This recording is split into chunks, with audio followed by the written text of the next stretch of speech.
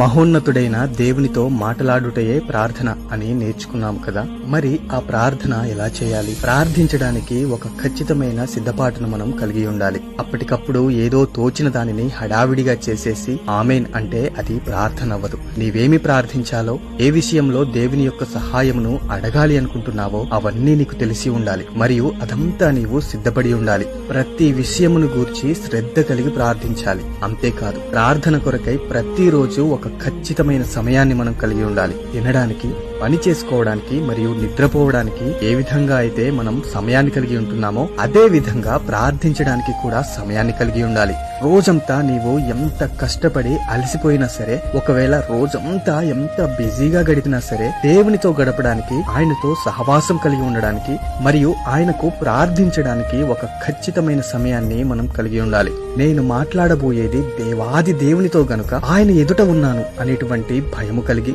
గౌరవముతో, మనస్సు పెట్టి భక్తితో ప్రార్థించాలి. ఈ రోజు నుండి ఖచ్చితమైన సిద్ధపాటుతో, ఖచ్చితమైన సమయానికి ఖచ్చితముగా ప్రార్థించే వారిగా ఉండుటకు ప్రయాసపడుదాం. మన ప్రభువైన క్రీస్తు కృప మీకు తోడై ఉండునుగాక. Download ShareChat.